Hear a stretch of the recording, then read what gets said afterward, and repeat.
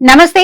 ఆంధ్రప్రభ భక్తికి స్వాగతం. నేను మహాలక్ష్మి. సనాతన ధర్మంలో దేవాలయాలు కొండలపై వెలవడం అనేది ఒక సాధారణ దృశ్యంగా కనిపిస్తూ ఉంటుంది.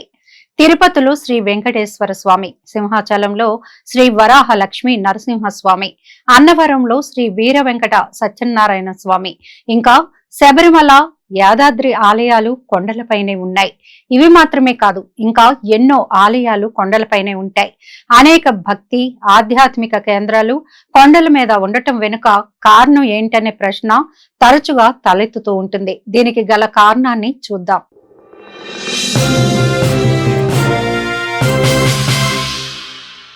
జంక్షన్లలో, మైదాన ప్రాంతాల్లో లేదా తోటల మధ్య కాకుండా కొండలపైనే దైవం ఎందుకు కొలువై ఉంటుంది?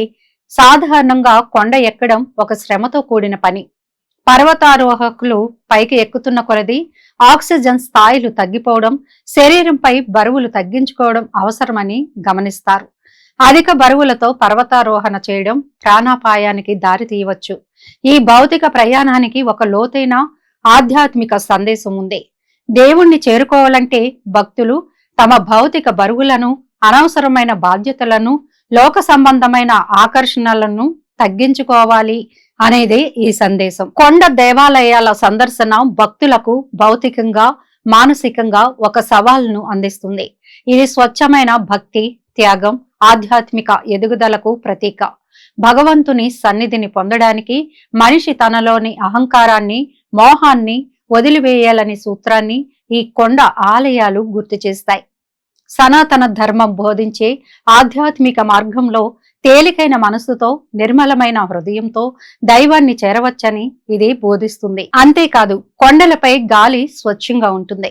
భూమి చుంబక శక్తి ఎక్కువగా పనిచేస్తుంది. అలాంటి ప్రదేశాల్లో ధ్యానం, ప్రార్థనకు అనుకూలమైన శక్తివంతమైన వాతావరణం ఏర్పడుతుందని పండితులు చెబుతూ ఉంటారు. ఇక పూర్వీకులు మరో కారణం కూడా చెప్పారు. పూర్వకాలంలో గ్రామాలు, రాజ్యాల మధ్య నిత్యం కలహాలు జరుగుతూ ఉండేవి. కొండలపై టెంపుల్స్ ఉండటం వల్ల అవి సురక్షితంగా ఉండేవట. అలాగే జనసంచారం తక్కువగా ఉండడంతో నిశ్శబ్దం, ప్రశాంతత దొరుకుతుంది. తెలుగు రాష్ట్రాల్లో ప్రముఖమైన తిరుమల, అన్నవరం, విజయవాడ, భద్రాద్రి, యాదగిరిగుట్ట ఇలా కొండలపై ఎన్నో దేవాలయాలు ఉన్నాయి. కాగా తమిళనాడులో 6 ప్రముఖమైన సుబ్రహ్మణ్య స్వామి దేవాలయాలు కూడా కొండ మీదే వెలిశాయి. చాలా ఆంజనేయ స్వామి, నరసింహస్వామి దేవాలయాలు కూడా కొండలపైనే కనిపిస్తూ ఉంటాయి. పూర్వం జనవాసాలు ఎక్కువగా నదులు, సరస్సుల ఒడ్డున ఏర్పడేవట నీటి వసతి కోసం. కానీ వర్షాకాలంలో ఆ నదులు, సరస్సులు పొంగి పొర్లడం జరిగితే చుట్టుపట్ల గ్రామాల వారికి ఇబ్బందులు ఏర్పడేవి.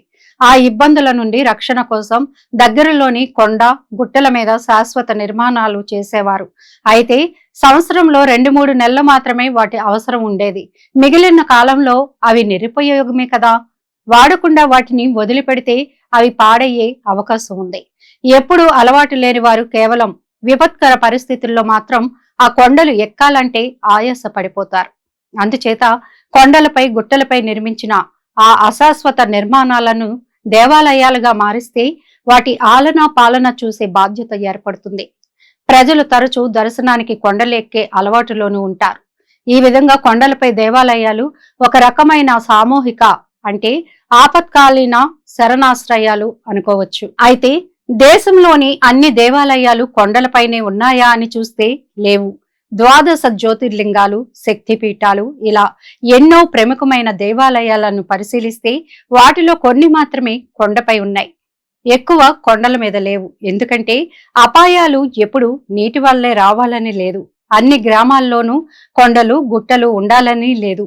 తమిళనాడులో శ్రీరంగం, బృహదీశ్వరాలయం, మధుర మీనాక్షి ఆలయం, తిరువన్నామలై, చిదంబరం ఇలా పెద్ద పెద్ద దేవాలయాలెన్నో నేలపైనే కదా ఉన్నాయి, కొండలపై కాదు కదా.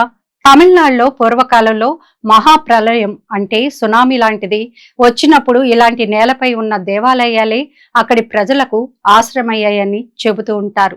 ఏది ఏమైనా దేవాలయాల నిర్మాణం మన సాధారణ గృహ నిర్మాణం కంటే పటిష్టంగా జరిపి సామూహిక జనరక్షక పటిమను కలిగి ఉండేవని స్పష్టమవుతోంది. ప్రస్తుత కాలంలో సదుపాయాలు పెరగడం వల్ల దేవాలయాలకి వెళ్లే ఆశ్రయాలు తీసుకోవాలని లేదు.